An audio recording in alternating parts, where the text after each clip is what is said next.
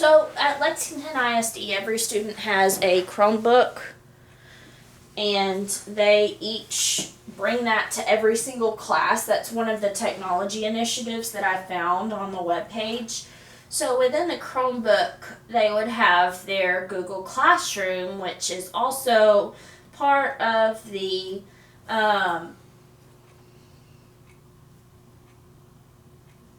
Lexington's operational plans for the corona that they had to submit to the TEA for approval. And that was part of their plan, is that Google Classroom be their main hub for instructional purposes. And so based on that, I would create a Google Classroom for each of my periods, increase, Google Slides, Google Forms. They could do their daily touch points through that. And that's really where the hub of their curriculum would go into.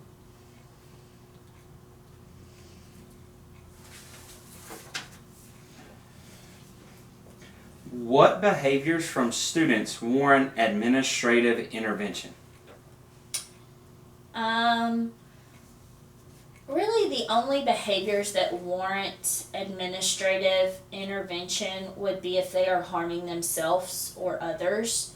In the special education setting, you have to be mindful of the fact that students can have a behavioral intervention plan or a BIP, and the students would really need to understand the classroom rules, the handbook, the student code of conduct, all of those things. And as the resource teacher, I would have to ensure that their BIP is being followed, or in other regards, their student code of conduct is being followed if they do not have a behavioral intervention plan. And most of the time, it requires just a quick reminder of classroom instructions to learn, which is the acronym I used in my previous districts. It's LEARN. And that is what reminds them of the process that they need to use for their behavior and their learning.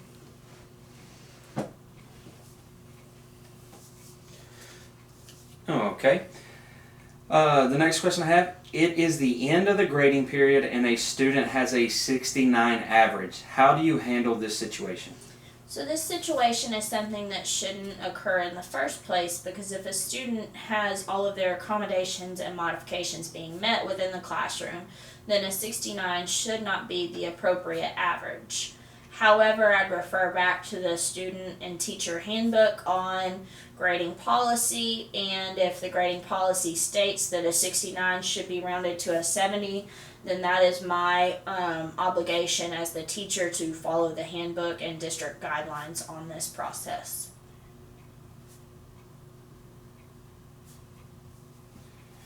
Okay, good deal.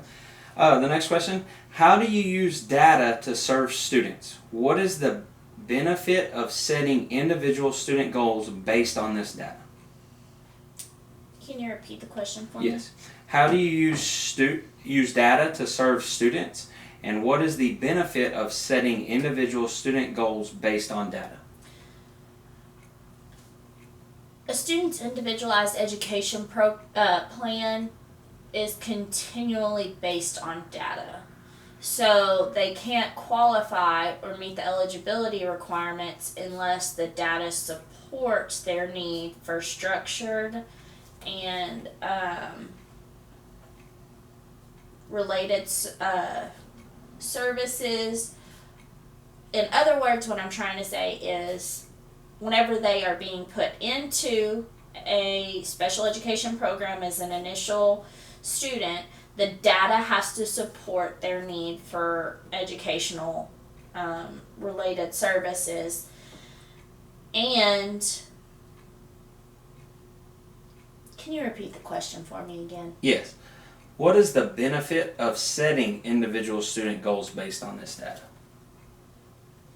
So once they're in special ed, they have all of their data. And what you have to do is you have to create a PLAF, a present level of academic and functional performance.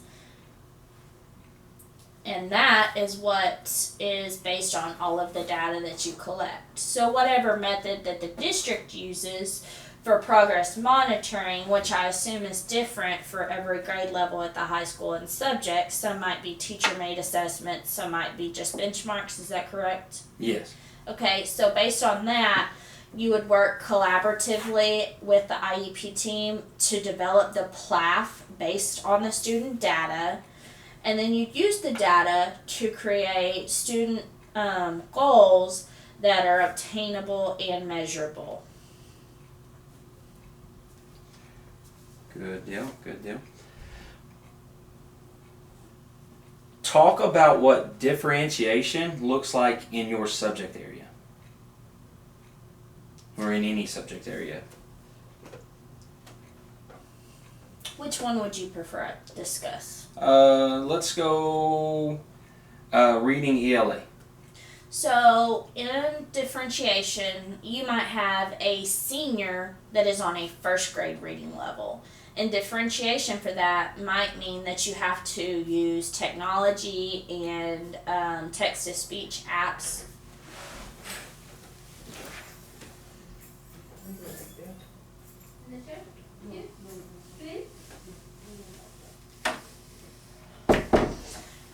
And based on that, you create the differentiated lessons for how to really ensure that they are getting the content just based on their level.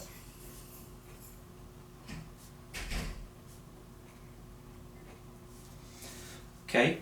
What events or activities do you believe would be a part of a successful high school experience?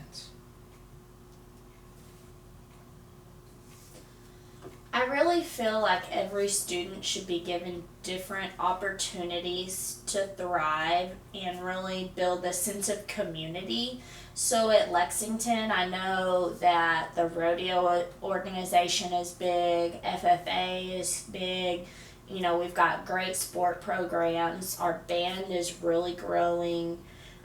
There's cheerleading, National Honor Society. There's just a well-rounded option for students to pick what best suits their interests and kind of their developmental needs. Even our high school programs offer a learning opportunity for kids to go into, for high school kids to go into elementary and middle school campuses to really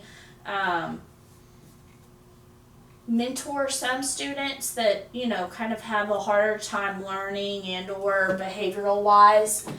And so these programs just provide them a diverse range to meet their needs.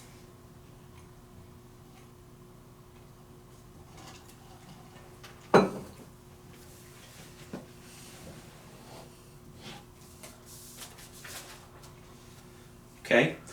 What sorts of things have you done to become a better qualified for your career as a teaching professional? So on my resume, it kind of outlines all of the different educational background that I have.